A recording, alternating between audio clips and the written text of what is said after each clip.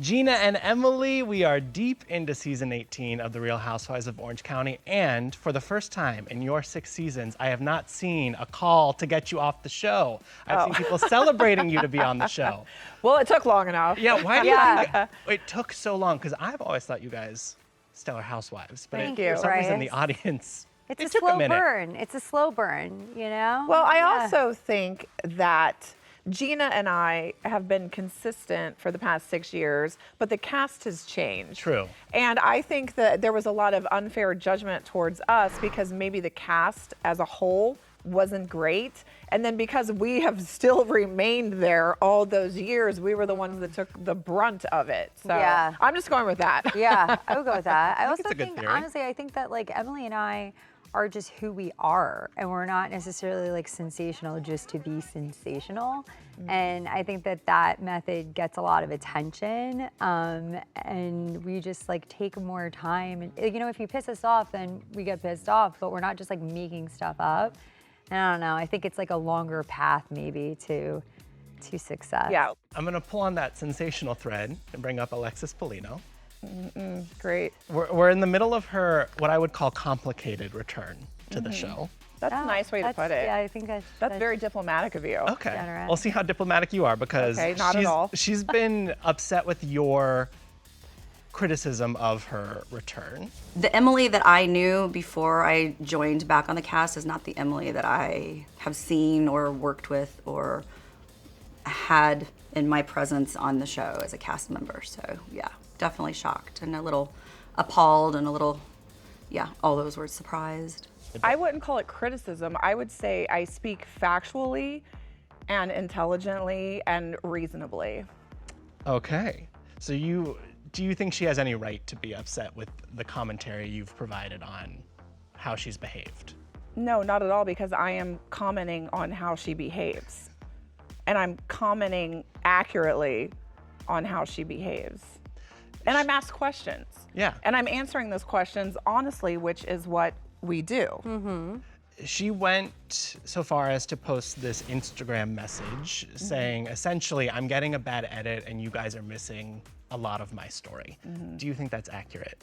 I think that everybody who complains that they got a bad edit just doesn't want to face reality of what's happening there. Yeah. I've never once blamed the edit for anything, even when I look messy or bad. Like, I did that too. was me. Yeah, exactly. I was messy and bad. Shane will watch the episode because I don't watch them, and then he will come into the room and he'll be like, yeah, you don't look great in this one. And you know what I say? It is what it is. It's real. It was real. Yeah. I said it. It might have been out of line. It might have been wrong, but it's what happened. And not one time, and I know this is true about you too, not one time in the 6 years have I ever picked up the phone and complained about what they've shown, because they can't edit what you say and what you do. They can't make you do something you didn't Right. do. That was Exactly. you. You were acting like that Yeah. day. We were all confused by it. It made no sense. And now you're claiming yes, you are. Comparing me to you. Why you're talking? Is there context missing as she claims there was, or is she just trying to save face after the fact? If there is, we missed it. It didn't happen there. Yeah. I don't know. She was over inserting. She was making it. And I think she just so wanted to defend Heather that she wasn't choosing to actually see the circumstance for what it was. Because also the comment about the dress was nothing about Alexis. No. It was No. your feelings being Yeah. put next to somebody in an identical outfit. Right, and I made a brief reference to her because I was talking about it and I was trying to make a point. I didn't even feel good in the dress because Alexis was in the same dress. I apologize that her name came out of my mouth because that's when everything turned. But then, you know, she had multiple opportunities to understand what was going on, and there was never a meeting of a connection made there.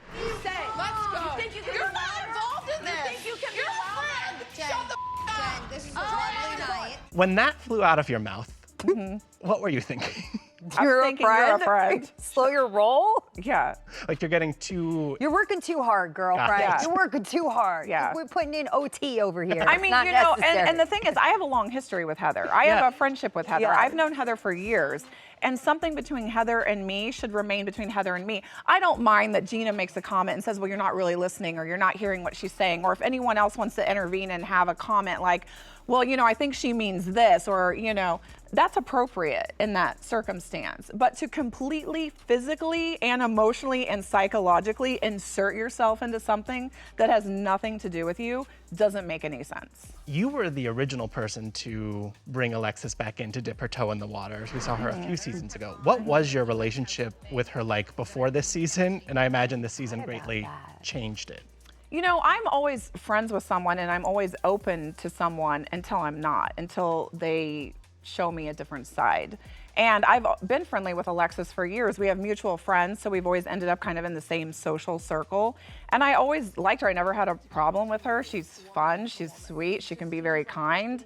And it wasn't until we started filming that I just see this completely different side of her that I'm not really interested in. What do you think is the change? I mean, she's been describing the show as her career, as a job. Yeah, that was it. You know how much effort it took not for me to comment on that? Well, I think her comments are turned off, so you can't. Well, I just wanted to comment just anywhere. Listen, I don't want to, it is actually not the easiest thing in the world to be a housewife, right? But we're also talking about somebody who hasn't had this job for a while, right? And she's just re-entering into it. And I feel like you have to have a job, any job. And when you're a friend, is it? Consider it a career. I wouldn't call it a career. Would you call it a part-time job? I would call it an opportunity. An opportunity, yeah. And that could go away at any time. Sure. Yeah. So I would never call it a career. I would say you need to have your eye on another career for when this opportunity ends. Yeah. She and John are engaged. I think she said neither of you reached out to congratulate her on that news.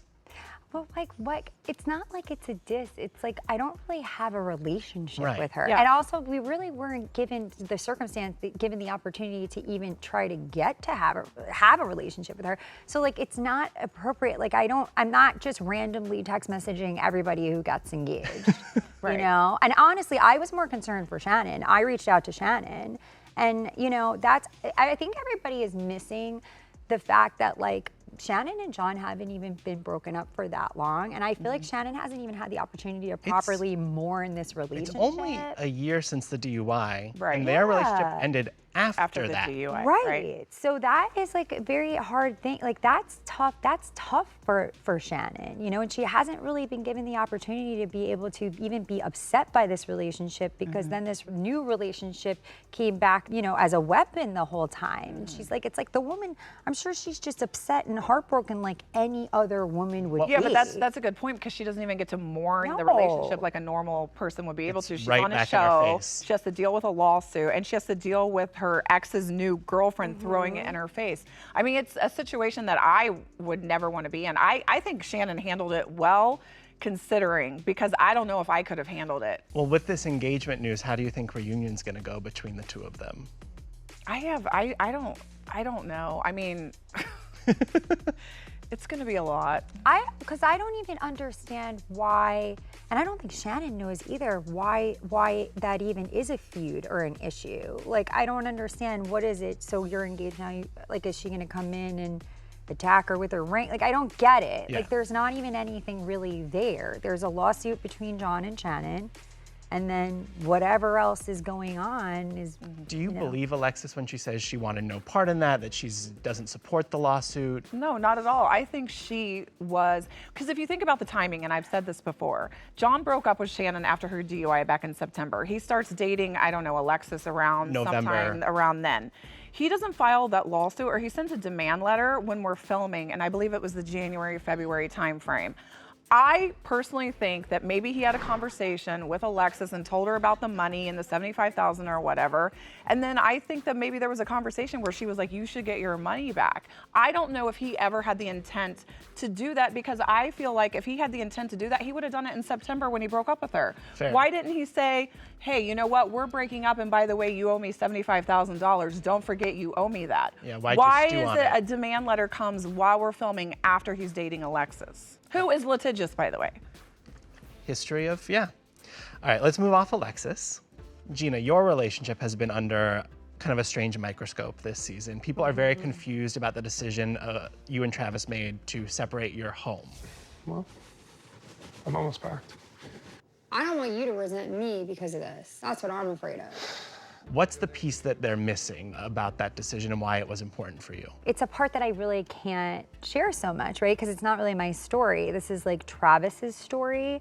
But what I can say is there were things that were happening, and there was behavior displayed by his ex-wife that was happening in front of myself and my kids that to me was scary. And it was affecting my kids and myself. And I've worked so hard on the co-parenting relationship that I have with my ex-husband to make everything so nice and comfortable for my children, and to now have something else potentially negatively affect them, and it's not even my circumstance. I needed to move. I need to protect my kids. Yeah. And I started to feel unsafe. And that's what I can say. And if something makes me feel unsafe, I want to move away from that. And I just needed, the things that are coming from his side aren't just coming his way, they're coming my way too. And I don't know how to battle something that's illogical. And I just needed to take a step back. I mean, it's hard because we still love each other, we're still committed to our relationship, but it's different. It's a different relationship than what it was, and it's learning to settle into like a new normal. Do you have a timeline to rejoin your home, or is that not even a thought right now? Yeah, no, I mean, Travis and I are very aware of the fact that we've made this decision and this has kind of set us on a different track. And honestly, like, we're very realistic about the fact that we may not be able to come back together the way that we previously thought, indefinitely, like maybe even after the kids are done and through school. I mean, I just don't know how that would work, fuse back together at this point, Okay, so kind of a one day at a time thing at this point. Yeah, it's kind of like in purgatory a little bit, I would say. I recognize that people are like, well, how long can you do that for? And I get that that's a thing. And the answer is, I don't know, Yeah. And I wish I had all the answers. I wish I had all the pieces. I wish I could instantly fix it, but it's extremely complicated. And, ultimately I am responsible for myself and these 3 children that I brought into the world. And I serve them first before everything else. Another complicated relationship, Katie. I brought you in to be my friend into this group. You're making your bullshit my bullshit, and I don't appreciate that. Knowing how everything went, how do you feel about being the one who was responsible for introducing her to this group? I think she wishes she had a time machine. Because also yeah. a lot is coming out week after week. There's like a new tabloid story about things, and she hasn't commented on them yet, but that don't paint her in the best light. No, potentially getting somebody thrown in jail. Like, it's weird stuff. I feel it's a lot too. Yeah, I feel, and honestly, like, I am hurt because I feel like a fool. It's not my first day here, and I'm like, oh my not your first gosh. rodeo? Yeah, no, not my first rodeo, and I'm like, oh my God, I got played by the new girl, So it was hard for me. It's still hard for me, and I still don't feel comfortable fully with Katie, honestly, because I don't know what to believe, and I don't know what to trust, and I don't know how I can. So that is really, really tough for me. I know, it's not I know. And I never bring anyone on. I never talk to anybody before. I never do that, and I never will again. I think we're grappling with trying to understand who she actually is. Yeah. I think that's the crux of it. Yeah. Well, and Heather is under the belief that this woman moved to Orange County simply to become a housewife. Well, She did. Yeah. Okay. Speaking of... Heather likes the word grifter. Okay. Yes. She enjoys that word. Okay. Yeah. Well, speaking of Heather, Strong word, but yes. Both of you your friendships have been rocked a little bit this season. I think she even says she almost feels like it's a 2-on-1 situation. She can't win with the 2 of you. Where are the 2 of you at now with her after everything that's unfolded? Because it also felt like she just wasn't hearing you at Jen's party. You want to go have a conversation? Stop being rude to me. You're the one being rude. You're being cold and you're being condescending. I always led with, I don't think it was intentional, and I don't think Heather did anything malicious. I had an emotional response to something, and if you're really truly friends with someone, you should be able to share that emotional response. And I wasn't looking for an apology. I was only looking for a, you know what, Emily, I never saw it that way, but now I understand you better. Yeah. You know, and things went haywire, but you Could have been know, a bonding moment. that's what I was, that Yeah. in my naive mind, I was thinking, oh, Heather and I will have like a moment where we can understand each other better. Because there's lots of things about her that maybe I don't understand. You know, she's very sensitive about other things that I wouldn't be. What did you make of her in the confessional saying, And I have news for you. The dress was tight on Emily. It wasn't too big. You know, that really bothered me because I thought it was a hit at me and the way I looked physically. And I was like, you're just proving my point in your confessional, because I'm trying to explain to you that I feel the way I do because people take hits at me. And you just took a hit at the way I look. And I thought it was out of line. And I thought it was out of line for Heather because she doesn't do that. Yeah. She's always very diplomatic. If you notice, she doesn't really take sides. She doesn't really take hits. So I actually thought it was good it was in there though, because it's like, look, that's our thing with Heather is like, crack that veneer. Yeah. You know, be who you really are. I love who Heather really is. Heather Dubrow is actually, you know, not completely perfect. And I like that about Heather, you know, and I wish she was more comfortable showing that side. I mean, that not that taking that shot at you, but like, you know what I'm saying? So sounds like things to work out at reunion, but you can move forward with Heather. Absolutely. You know, Heather and I have been friends for 3 years. I think that fundamentally we are two very different people.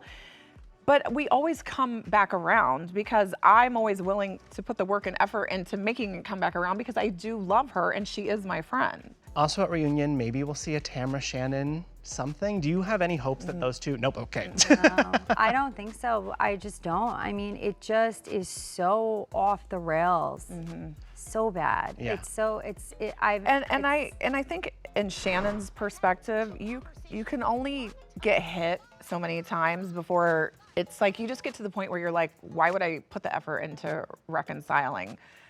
You know, and clearly Tamra is dealing with something that has to do with Shannon that I don't think we're understanding, but they have a very long, complex friendship. And I think that there's things that happened or went on that we're not privy to. Tamra becoming buddies with Alexis only complicates it. I do want to talk about Jenn before I let you go. We're barreling toward the FBI stuff. Ask her about the FBI.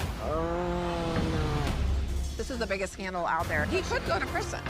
How much did you all know before it kind of blew up into the world? We knew something was going on because of the way that they were acting actually at BravoCon. BravoCon. No pictures. It was really weird. They were acting really strange. We were in Vegas, and The Bravo, site of where everything. right, and BravoCon was only shortly after his associate was investigated or raided by the FBI.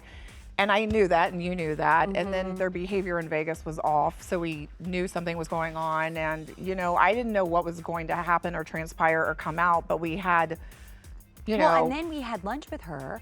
Yeah. And she was actually talking about Otani and all of these things. And I'm like, I don't even know what word you're saying. I didn't even know who that man was. So I'm like, what is she saying? But then she's playing dumb when it comes up. Yeah, so it was a little bit, but I mean, I understand with Jenn. I think Jenn is trying to straddle this line between wanting to defend and support and be loyal to this man that she genuinely loves.